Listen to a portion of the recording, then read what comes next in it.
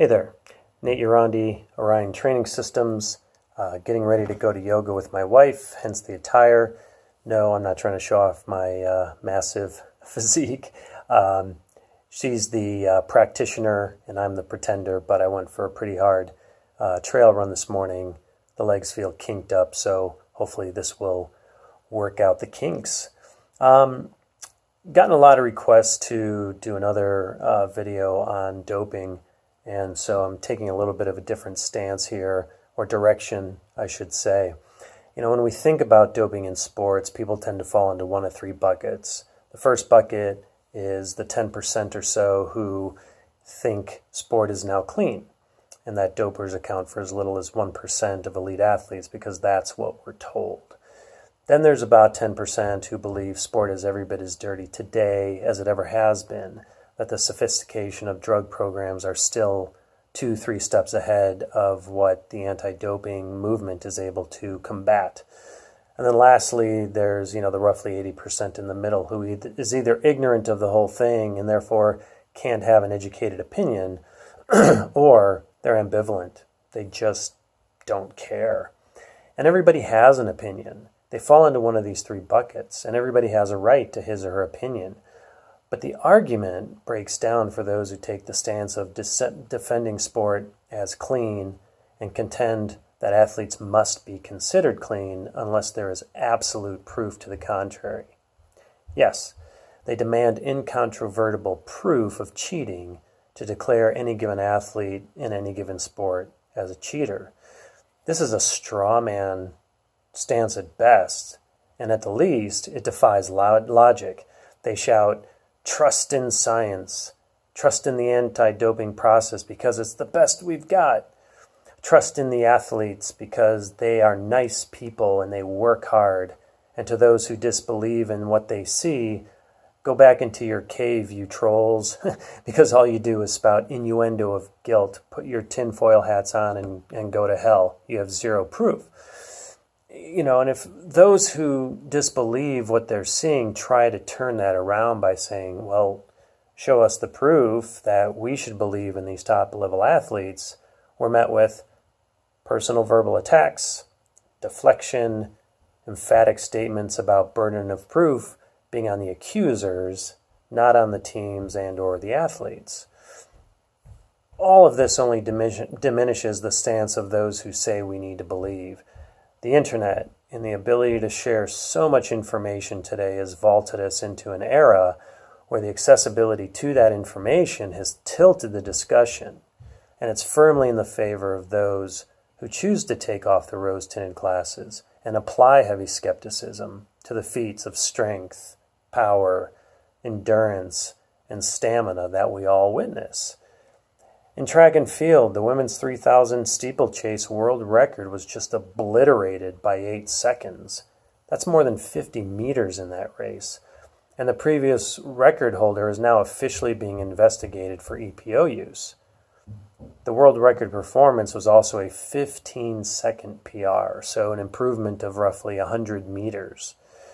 In swimming, the case of a single athlete winning a handful or more of races at a world championship event where there's multiple heats run of all those races, and when the cumulative fatigue should be bringing that swimmer to his or her knees, yet they somehow beat all single race swimmers who are much fresher, that doesn't make any sense.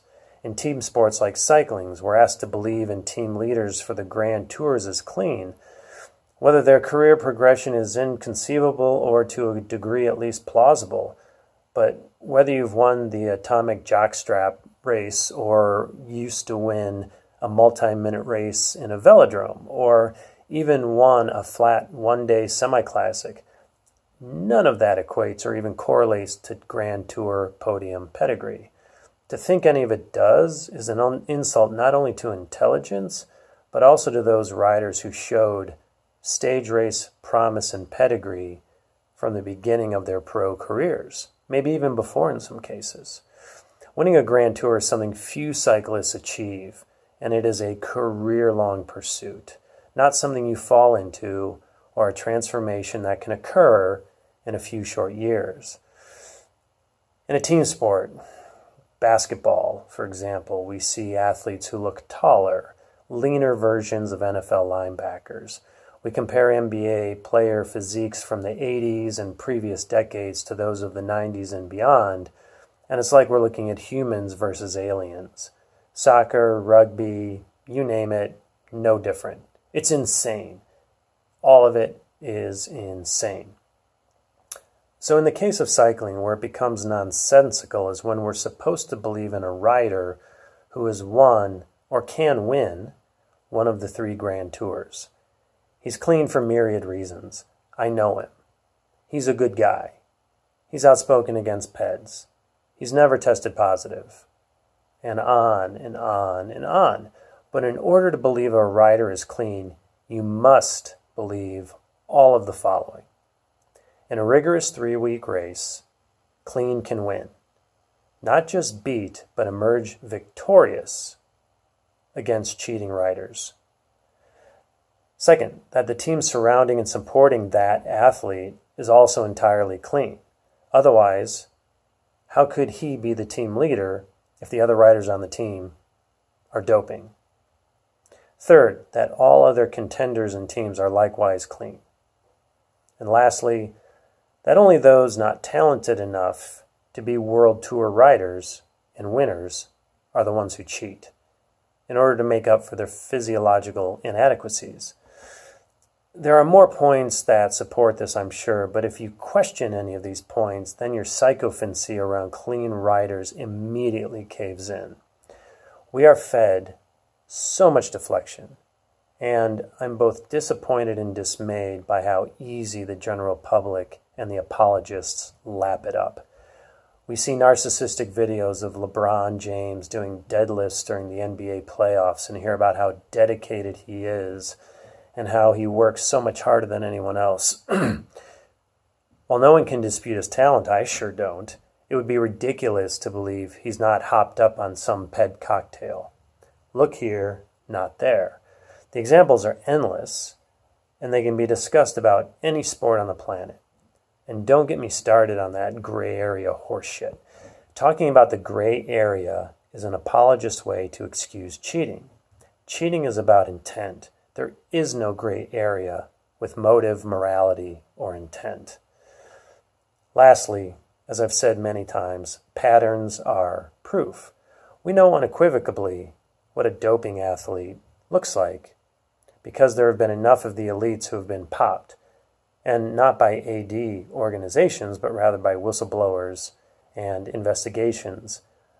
So there's that endemic failure to the AD system to remember as well.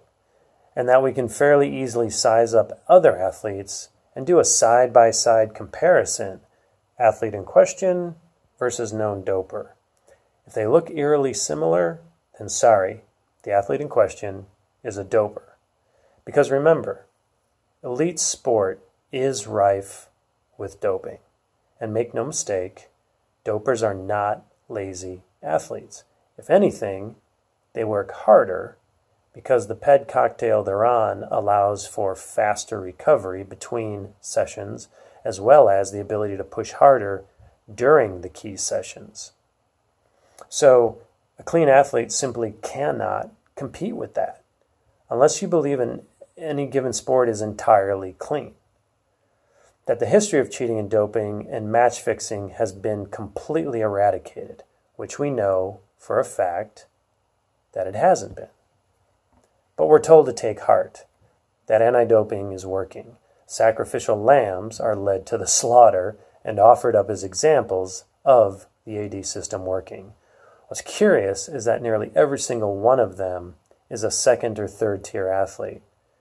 It's hard to remember the last time that you read about a top-level athlete being caught by an AD organization rather than a whistleblower or an investigation. It happens so infrequently and way more infrequently than it actually should. So the myth of only those not good enough are the ones who cheat gets perpetuated because the narrative that elites are clean has to be protected. Otherwise, the entire world of sport gets exposed for the complete and utter sham that it is. Again, look here, not there. So I'll leave you with that. Hopefully that was insightful or helpful or at least provocative. And as always, leave your comments below and happy training.